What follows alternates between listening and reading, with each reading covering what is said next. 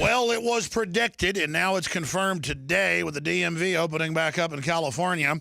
Illegals form long lines for California driver's license.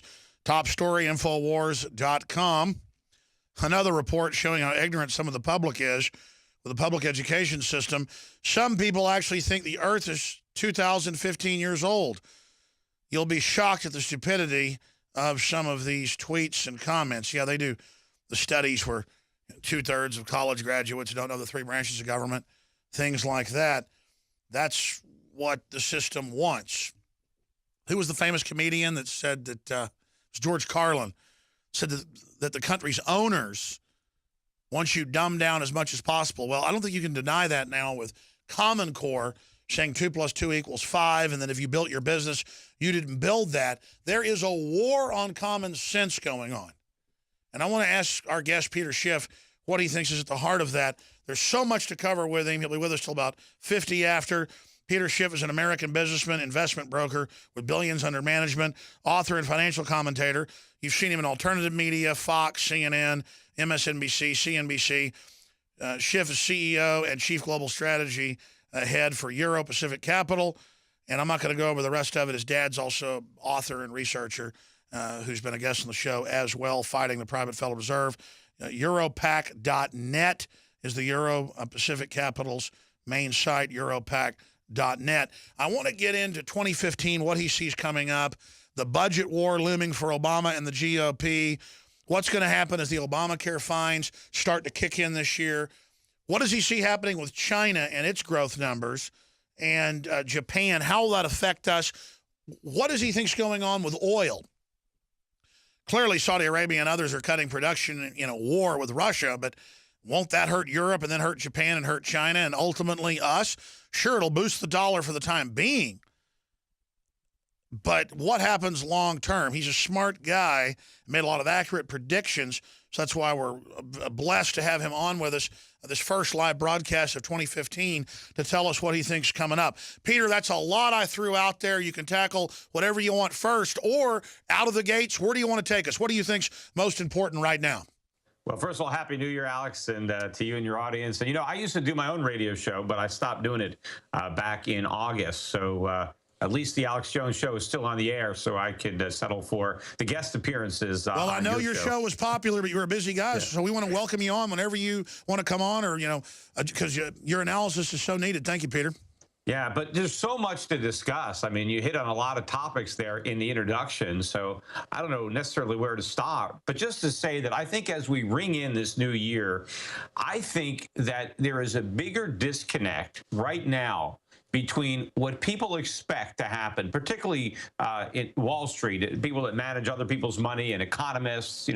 I think there's a bigger disconnect now between what people expect to happen and what is going to happen than anything I've seen, I think, in my career, which is saying a lot because it certainly includes the dot-com bubble that burst in 2000 and the real estate bubble that burst and ushered in the financial crisis. I think people are more clueless today with respect to the true state of the U.S. economy and what is lying right around the corner than they were in 1999, in January 2000, rather, or January 2008.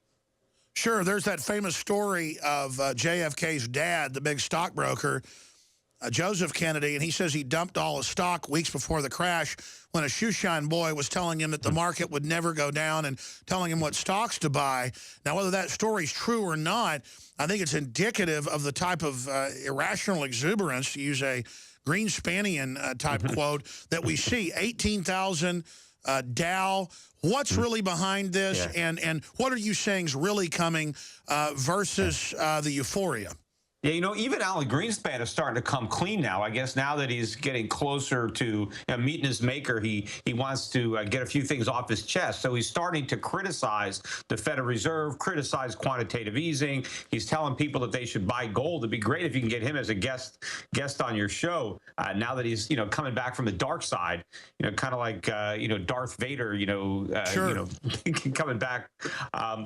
But I think that the real disconnect here is that people actually believe that what the Fed has created is a legitimate economic recovery, and that because we have this real recovery, that the Fed no longer has to support the economy with quantitative easing or 0% interest rates, that we can normalize everything, no harm, no foul, and the U.S. economy is going to continue to grow. The reality is this is the Fed's biggest bubble ever, and I think it's ultimately going to be their swan song because it may well be the last bubble. This could be the bubble that finally breaks the dollar despite its recent rally and breaks the Fed and the confidence, the misplaced confidence that people have in the Fed, because they cannot end QE, they cannot raise interest rates without bringing on a financial crisis worse than the one that they caused in 2008. And I think for that reason, they will not do that. I think they are ready to queue up and launch QE4 to keep the economy from relapsing back into recession in 2015. And I think that's going to be a game changer for the markets, for the dollar, for commodities, for gold. And I think most people are not prepared, just like they weren't prepared in January of 2000 or January of 2008. And you predicted both of those. How much bigger do you think this major correction or bottom will be, or will it be smaller than 2008? Well, I think it's going to be bigger in the ramifications that it has for investors and for the standard of living of most Americans.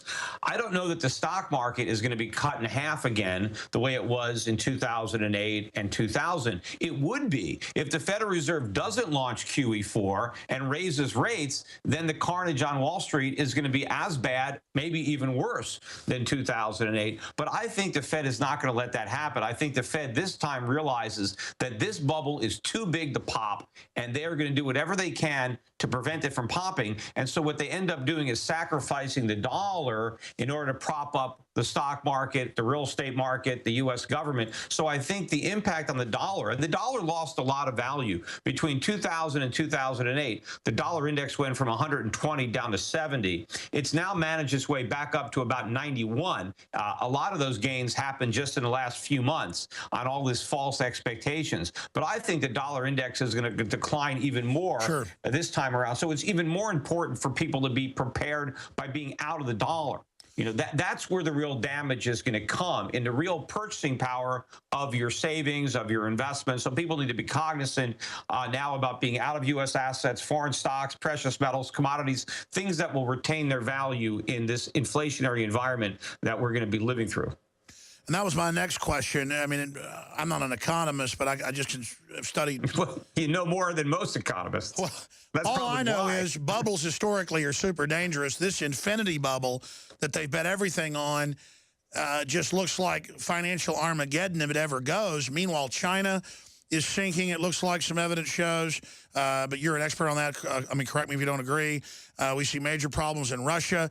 I see them trying to back off global inflation by lowering oil prices, but then that causes its own domino effects in different economies. I just don't see how they're going to manage all of this. What's the big threat then in the future? Is it inflation or is it deflation? Well, you know, when people talk about inflation, deflation, they're normally referring to consumer prices, not money supply or credit. And so if consumer prices were to come down, that's never a threat. That's always a good thing when the price of the things that you need to buy is, you know, less expensive, because nobody has an unlimited amount of money except maybe the central bankers. And so as prices come down, we can have a higher standard of living because we can buy more stuff. Like oil prices have come down recently, so that means that gas is cheaper. That means products could be cheaper that require gasoline in the production process or the transportation process. But when central bankers are talking about deflation, they're trying to pretend that they're worried about falling consumer prices. That's not a concern. That's a good thing. What they're worried about is financial assets falling. They're worried about the stock markets coming down, the bond markets coming down, the real estate markets coming down, because they've been propping those markets up to sustain these bubble economies. And what they're also worried about is the inability of governments to repay their debt. And because politicians don't want to admit that they're broke and honestly default on their commitments, they need inflation to wipe out their liabilities. And so that's why central bankers are concerned we don't have enough inflation, is because we have so much debt. We need the inflation to wipe it out because we don't have the integrity to honestly default on commitments that we can't keep. So we're not going to have falling consumer prices, as beneficial as that would be, and as temporary as that is for oil, because I think oil prices are going to go much higher once the Fed has to launch QE4, unfortunately. But we're not going to get falling consumer prices.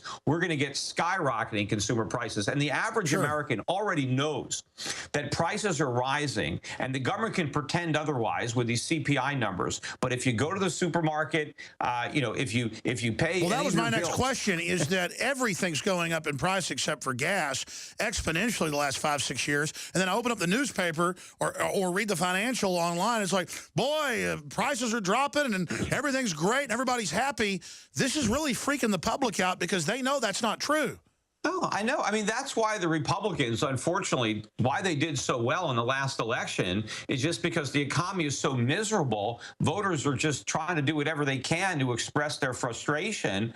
They're not necessarily embracing Republican principles, because a lot of the states that voted Republicans in and Democrats out also voted to raise the minimum wage in their state. So this is just people that are frustrated because there is no legitimate recovery, and they see that cost of living is going up. Look, all the prices of the things that I buy, everything is getting more expensive. I get, letters in the mail from, letting me know what fees are going up. And I mean, nothing is going up as low as what the government. Look at healthcare. Look at healthcare. Couldn't that be the final straw that breaks the back? I want to come back with Peter Schiff. Okay, we're going to come back to Peter Schiff, Europac.net, straight ahead. I'm going to ask him, what happens when the dollar dies and how will it die? I mean, we know it's going to fall apart. We are back. Peter Schiff is our guest, financial analyst, broker, author, financial commentator, manages Euro Pacific, Capital Inc., and other organizations, Europac.net. A lot of interesting information on that site, certainly. And he is our guest today. This is a short segment, long segment coming up with him. Folks, throughout history, Zimbabwe, Weimar Republic, Germany, you all know better than I that when they start printing money, it causes major problems and usually a collapse, hyperinflation, war, you name it. Now they found these ways to manipulate it worldwide and have other currencies devalue at the same time. But more and more of that inflation is coming home. And from what I've seen historically, Peter, correct me if I'm wrong, the inflation builds at first, but slowly and then exponentially it starts compounding, especially when they try to internationalize the money printing, that it's more parabolic towards the end of the graph. We knew that something would happen with QE 1, 2, and 3. It did create like a sugar high, as it's been called by many. More dollars chasing stocks, that boosts that. So it looks good on paper, but in the real economy, we just talked about it being bad. How long in your gut can this go on? And how do you think the dollar will die? Will it be over time? Will it be in a catastrophe? Or will it bounce back? I mean, I know you can't predict the future, but what are some of the scenarios? Yeah, well, first of all, the real economy has suffered during the entirety of this so-called recovery. It's been a financial recovery. Yes, we've managed to prop up stock prices and real estate prices, but at what cost? I think the resources that the Fed has misdirected to Wall Street have come at the expense of Main Street. So instead of making real capital investment, growing our productive capacity, creating high-paying jobs for our people, we're just enriching a few speculators. And so real wages are falling, real household net worth is declining, full-time jobs are being destroyed, they're being replaced by part-time jobs. The standard of living is going down, and we're disguising it, within this bubble, and they can only inflate it so big. But what's going on with the dollar right now in inflation is because we're not the only country that's in trouble. And there's politicians all around the world that have bought elections with promises they can't keep. And people are worried about Europe. They're worried about Japan. They're worried about China. And they're buying the dollar. And as a result of that, we get a reprieve. You know, the dollar buys more. We can borrow more. We can spend more. And our bubble gets bigger. But people who are buying dollars because they're worried about Europe, for example, they're jumping out of the frying pan into the fire. They don't understand that our problems are even larger than theirs. And it's all about confidence. And one of the reasons that people are confident in the dollar is because they believe that QE is temporary, that the Fed has ended it after 3 times, and that they're going to raise interest rates. But I think that is pure fantasy because I think we have too much debt. This bubble is too big that even a small increase in interest rates will pop it, and then we will have a huge financial crisis worse than before. And so the Fed is going to continue to revive QE. Remember, when they did the first one, I said we would have more QEs than Rocky movies, and so far we've had 3, and I think we had 5 or 6 Rocky movies, so we have a few more to go. But the reason I knew they would have so much QE is because I knew it wouldn't work. And because it doesn't work, because it exacerbates the very problems that you're trying to solve, the solution is always to do more of it. And I think when we have to come out with a bigger round of QE, that could be the beginning of the end of the confidence. And, you know, look at what's happening in Russia right now. The ruble is down precipitously, 40, 50-odd% or so. They're responding by raising interest rates. Short-term interest rates in Russia are 17%. The Russian economy is slowing down, but it's not broken. They're withstanding 17% interest rates. Imagine what's going to happen in America when there's a loss of confidence in the Fed and the dollar, and our currency starts to drop. What are we going to do to protect it? Can we raise interest rates to 17% like they're doing in Russia? Not a chance, because we have so much more debt than they do. We can't afford 17%. We can't afford 7%. I don't even think we can afford 1%. So we're really in a bind. When the dollar goes, there's no way to stop it from falling. Doesn't it become a catch-22 because the world runs back into the dollar knowing it's the biggest piece of the pie of this whole unstable mess, but as they run into it, that only accelerates the establishment's leaning towards printing more of it, which then in tune just makes the bubble that much bigger. I mean, every bubble is popped. I mean, how big could it potentially get before it pops? It's already enormous. But, you know, as long as people want dollars, we can keep creating them. But what happens when they don't want them anymore? And we've created too many. Look, that's what happened with real estate. They kept building houses as people were buying them. But then when they didn't want them anymore, you had this huge supply of houses that nobody could afford, and the prices come down. Stay there. I want to come back and ask you how it unravels, what it looks like, and then other trends for 2015. Stay with us, Peter Schiff. All I want is prosperity and justice and to live in a free country. And our monetary control's been taken away from Congress. The private Federal Reserve's transferred it to other foreign interests. And they use our national faith and credit as a giant cash machine for speculators, as Peter Schiff was just saying. And I look at who's financing restrictions on guns and free speech. It's the very same group of Goldman Sachs, allied organizations that just want to take over the planet. Then they scapegoat capitalism for their crony capitalist system that they've set up. It's just amazing. We're going to talk to Peter Schiff, and I'm going to try to give him the floor about what he thinks coming in 2015, other big issues, Obamacare. What is that going to do to the economy? People are scared to hire. They're cutting people back from full-time to part-time. Folks are seeing their payroll taxes go up. We'll talk about that with Peter Schiff from Europac.net. Doesn't need any introduction to this audience or pretty much any other audience. One of the most popular and accurate analysts out there. Before we go any further, though, we created InfoWarsLife.com to bring you the best missing link products that no one had developed or that we could develop better. Things like Oxy powder that has time-release oxygen in the upper and lower intestine. And, well, you know, John Wayne, when he died, had like 45 pounds of undigested food in him. This blows all that out unlike anything you've seen. We have the Resolution Pack, the biggest discount ever on InfoWarsLife.com products. We're only running this for another week and a half. It is a bottle of Oxy powder, Secret 12, proprietary vitamin B12, and super male or super female vitality to help supercharge you in your weight loss and exercise this year. Believe me, this stuff works together in synergy. InfoWarsLife.com or 888-253-3939. 3139. And your purchase does help fund our media operation. We don't get stimulus money like MSNBC or $450 million like NPR to put out all their propaganda. We simply sell high-quality nutraceuticals at InfoWarsLife.com. InfoWarsStore.com has all of the Made in America apparel lines, pro-Second Amendment books, films, high-quality water filtration systems, hundreds and hundreds of great products that I personally use, survival stoves, Made in America, pro-gun belt buckles, silver coins, the whole 9 yards. InfoWarsStore.com or 888-253-3139. And again, I want to thank you all in the new year for being patrons of InfoWarsStore.com and spreading the word about the broadcast. You are the power of this transmission. Okay, Peter, specifically other areas of the economy, Obamacare, what to look for next year, what you personally are telling all the folks whose wealth you manage.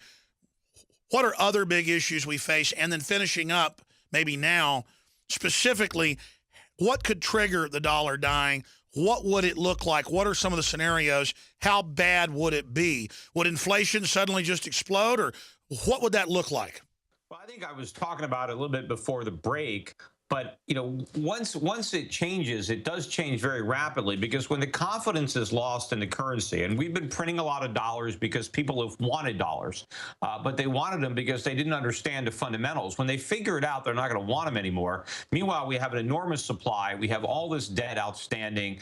And the Federal Reserve has been buying a lot of it, but there has been private demand for that debt as well. But when that private demand is gone, the Federal Reserve is not going to start contracting the money supply. They're not going to start, reducing the amount of money out there because nobody wants dollars anymore. It's going to be the opposite. As people don't want to buy U.S. Treasuries or dollar-denominated mortgages, the Fed is just going to print even more money to buy the bonds that nobody wants. But now you're increasing the supply of dollars just as demand for those dollars is going up. And then the velocity really picks up because anybody who has a dollar wants to get rid of it as quickly as possible before it loses value, because nobody wants to be left holding the bag. So I think once it accelerates, it's not just like a snowball rolling down a hill where it just gets bigger gradually. All of a sudden, I think, you get a lot of snow very, very quickly and you can get crushed. So I think people have to prepare way in advance, before that snowball, becomes a boulder,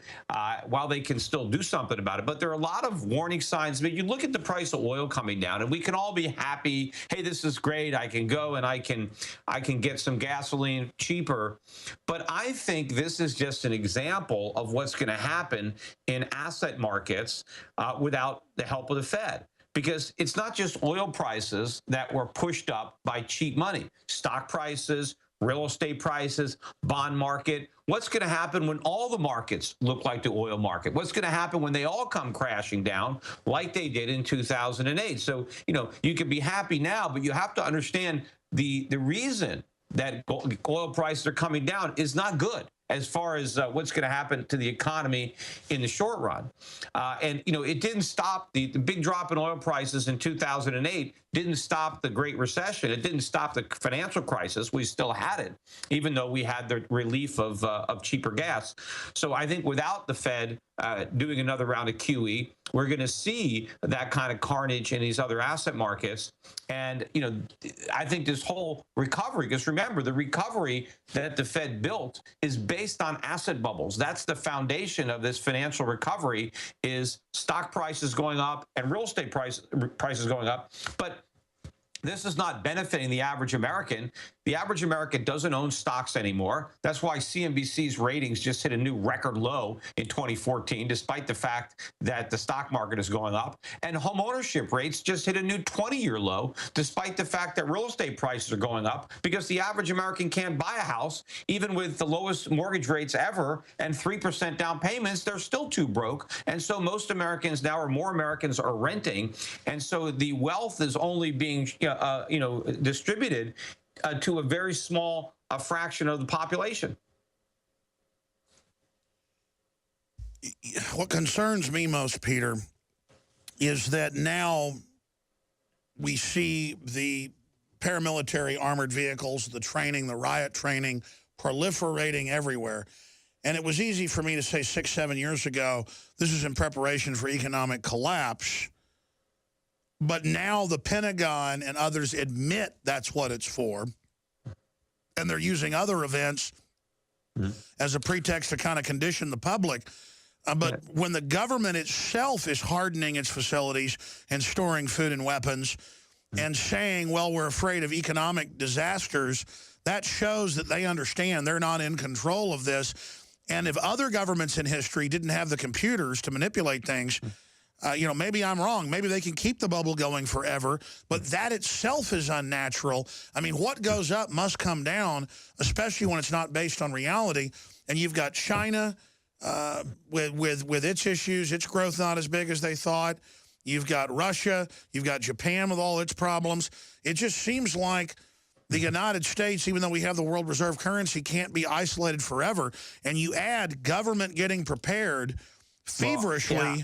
And I think because the dollar is the world's reserve currency, we've been spared from suffering the full consequences of our own profligacy, and that's what can't go on forever. And I think one of the burdens that the global economy is bearing right now is supporting the United States. You know, we just had our trade deficit last week, and we had our biggest deficit ever in manufactured goods. So that means the rest of the world has to manufacture goods that we consume, but we can't afford to pay for. There is a big cost to supporting 300 million Americans who collectively are no longer very productive because we're involved in all this service sector employment, and so many Americans don't even work anymore. I mean, you mentioned that, the shrinking labor force participation. One of the reasons, the primary reason that the unemployment rate has come down is because, one, so many people have left the labor force, they've just thrown in the towel, so they're no longer counted as unemployed. But a lot of people have had to accept part-time jobs in lieu of full-time jobs, and so they're not counted as being unemployed either, but they're underemployed. And in fact, if you look at the people who are getting jobs, the net jobs are going to people who are in their 50s and 60s. Labor force participation among 60 and 70-year-olds is rising sharply. And for 20 and 30-year-olds, it's collapsing to record lows. You've got older people who don't want to work, who are being forced into part-time employment in order to pay the electric bills. And then you have Americans in their 30s and 40s who need full-time jobs, but all they can get is a part-time job. And the younger people who maybe want a part-time job while they're in school, they can't even get those jobs because their grandparents have those jobs, and they get, you know, they can't compete because they don't have the skills or the experience. Sure. And now you've got all these people say, well, the solution is to raise the minimum wage because everybody is stuck with a minimum wage job. That's not going to solve the problem. That's just going to destroy the minimum wage jobs. In fact, 20 states were dumb enough to raise their minimum wage today. And so that's going to make it that much more expensive for businesses to hire people in those states. And so there's going to be more people who lose their job. I was about to say, explain to people why a minimum wage is a bad idea and never works. Well, because you cannot dictate productivity, right? The government can set a price, but they can't force anybody to pay that price. So when it comes to labor, if the government wants to say, well, you've got to pay somebody $10 an hour, or you can't hire them. Well, if that person doesn't deliver $10 of productivity, then no employer is going to hire them. And so what you do is you make it illegal for significant percentages of the population to get jobs. And the people who are most affected are younger, low-skilled workers who desperately need a job. They need a job and work experience more than they need the money. Because if they can get their foot in the door and actually learn something on the job, then years later they can make many times the minimum wage. But if you knock the bottom rung off of the job ladder, then millions of people never climb on. So it's not the entrepreneur or the business owner that suffers. It's the guy who doesn't get a job, who doesn't get a career. And of course, all consumers suffer because they end up paying higher prices for the goods that they buy. There are, this is one of the dumbest things you could do, and it's one of the simplest things that you can even explain, because it's just basic supply and demand. Everybody knows if you make something more expensive, as the price goes up, the demand goes down. So if you make hiring people more expensive, then fewer people will get hired. I mean, that's basic economics, and you can't get around that any more than you can get around the laws of gravity. Well, that takes me to my next point. Your dad, best-selling author, writing about the Federal Reserve, writing about the IRS from a conspiratorial angle. Look at how it's been proven the IRS is persecuting people politically who are libertarian, Christian, or conservative. You have always taken the approach of, it's just corrupt forces, but, there's not really a centralized conspiracy. But from the Cloward and Piven liberal socialist perspective, they knew NAFTA and GATT weren't really free trade and would actually get rid of our jobs. They know Obamacare will make tens of millions of people be kicked off full-time to part-time. They know raising payroll taxes will push people into poverty and just make them go on welfare. They know, as you said, 2 + 2, supply and demand. We know what this does. So the social engineers, I'm not saying it's one monolith, but they really do want us domesticated. They want us dependent. They want us a service economy. Well, the government always wants to create dependencies so that way they can count on your support. When people are bankrupted and the government promises a handout, that's what Harry Brown used to always say, that the government is great at breaking your leg and then handing you a crutch and then saying, see, without me, you couldn't walk. This is the strategy of government. But government destroys every industry that they infect. So it is a conspiracy, though. Well, not necessarily a conspiracy. People are just acting in their own self-interest. Politicians want power. And since, unfortunately, it's a democracy and not a republic, the power is where the votes are. And so they need to count on votes. And this is what they do. Like, look at education. The government got involved in education. And what is the consequence? Look at colleges. The value of a college degree has collapsed, but the price of getting one has skyrocketed. And so now, because of government, we have kids 23, 24, 25 finishing a 4-year degree. It now takes 5 or 6 years to get a 4-year degree. You graduate, you got $50,000 to $100,000 worth of debt, and you know nothing. You majored in some Mickey Mouse liberal arts, discipline, and so you learn nothing valuable. You have no marketable skills, and because everybody and their brother has the same worthless degree as you, it means nothing to I was about to say, apprenticing. I mean, in the old days, people would go worldwide and be an apprentice for a year or two, proving how hard they would work to then get a good-paying or high-paying job with that company. And many times the head of the firms, whether it was a factory, a law firm, brokerage, 100 other professions, carpentry, was whoever was the smartest and hardest working. Lawyers didn't used to go to law school. No. They went and apprenticed with another lawyer and then sat in front of the bar. So they've gotten rid of that completely. I mean, interns. Alex, you try to get interns and even pay them, they won't do any work.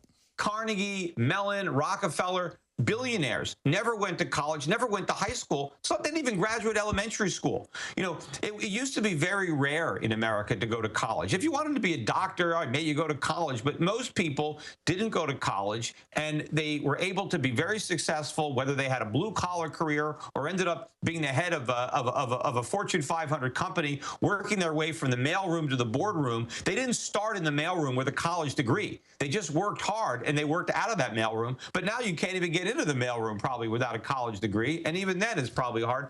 But I did this video. I don't know if you ever saw it. It's on YouTube. I did it when I was at the New Orleans conference a couple of years ago. And if you go on YouTube and you type in my name, Peter Schiff College, you can see this 5 or 6 minute video where I'm walking around Bourbon Street and I'm interviewing all the the bartenders and the pedicab drivers and the barkers at the strip clubs, and I'm asking them if they went to college, what their major was, how much student loans they have, and just about everybody I talked to was a college grad doing menial jobs. And this is the reality, and thank the government for this. This is why they have created this bubble in education, in college degrees, just like they created a bubble in housing. We have a bubble, in the dollar, in the bond market. All this thing collapses. I mean, it's collapsing now in education because you got all these young kids who are now too broke. They left home to go to college, and now they're right back in home in the same bedroom that they grew up in because they're too broke to move out of the house. Even if they get a job, they can't make their student loan payments, and there's no good jobs available because the government has destroyed the economy. Exactly, and now the answer is more education, more debt, when all you learn is a bunch of political correct garbage. But that was the point I was getting at, is that you used to go to work in companies, and the college was learning how that company worked and how it operated, and then if you performed, then you would move up. But more and more, people with college degrees, you name it, they don't want to work. In fact, they think and so it's not just the elite here. We become a nation of TV heads, Peter, and I'm really worried about this country. But what you even do in college, very little of what you study has any relevance to any job that you might be able to get once you graduate. And most people, college is just a 5 or 6 year excuse to have a party. You live, you go to parties and you go, and you get drunk and, that's it. You don't really learn anything. You just go through the motions because you've been brainwashed into thinking you need to have this diploma and that somehow is your ticket to Easy Street. And if you don't have this diploma, you're going to be nothing. I mean, Peter, we've got a final segment. Stay with us for another 5 minutes, 6 minutes on the other side, Europac.net. I want to come back and ask you about other trends in 2015, what you think is going to happen with Obama, the Republicans, if they don't repeal Obamacare, how can they get away with that? Looks like they may remove Boehner. Good news on that front. We're going to talk to Peter Schiff about that straight ahead on the other side. Infowars.com and PrisonPlanet.tv are our sites. I'm Alex Jones. The circle is now complete. The final segment of the first live show of 2015. I'll be back this Sunday, 4 to 6 p.m. Central with the Sunday broadcast. Don't forget, InfoWars Nightly News tonight, 7 o'clock Central. And this is the house that you, the listeners, built, spreading the word and supporting us. So God bless you all. Final segment with Peter Schiff, a financial analyst, talk show host, best-selling author, researcher, commentator, you name it. And he's here with us right now, finishing up other key points you'd like to make, other things you think we should go over.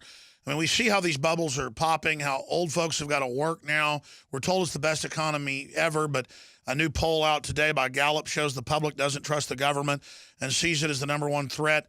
All these lines are coming together. What do you see in 2015, 2016? When does your gut tell you the breaking point is, and what is that breaking point?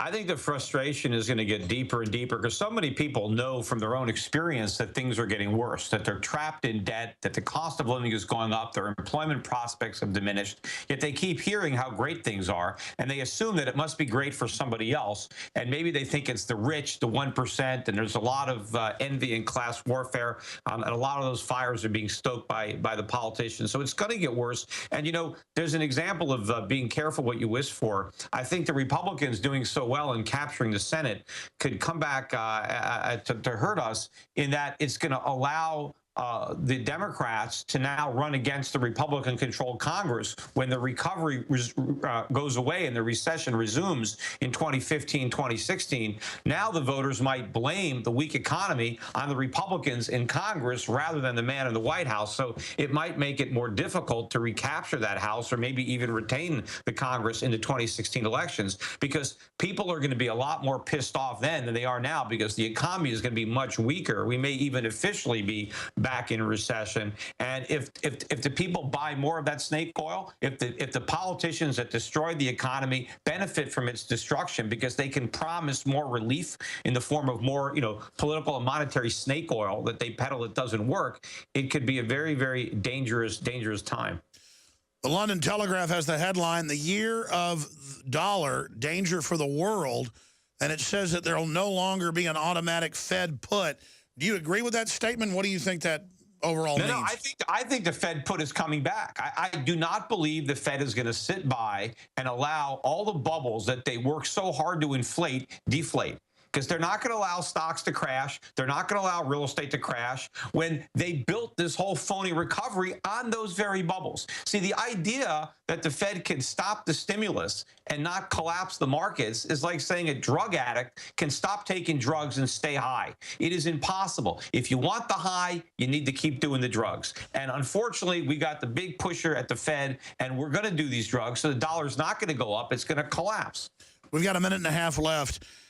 Poll out, 60% of Republicans in Congress want Boehner gone. Obamacare is such a criminal monstrosity. I think it's a litmus test. If we can't repeal this or make the Republicans do it, I think the sky's the limit. I mean, Obamacare is so evil. As somebody that has 45 people working for me, knowing how healthcare works, my dad's been in healthcare management, it's so evil that if they can keep this in place when it's so unpopular, even with Democrats, then this country's done. And it's just getting started. I mean, remember how when they first made these promises about Medicaid or Medicare, it was supposed to be so small, cost so little, and that thing blew up. This is a much bigger experiment than that, and it's blowing up, right out of the gate. I mean, so this thing is going to be much bigger. I guess the good news is the whole economy is going to collapse before we have to deal with the full weight of the problems brought about by Obamacare. What do you think of them pushing Jeb and Hillary again? Yeah, that's all we need, right? Is another Bush or another Clinton in the White House. But unfortunately, that might be what we get. All right. Well, listen, I'm glad that you were our first guest of the year. Peter, we'll have you back very soon. Thanks for the time. Hey, anytime. You bet. And doing the right thing, I guess, is letting stuff go down, right?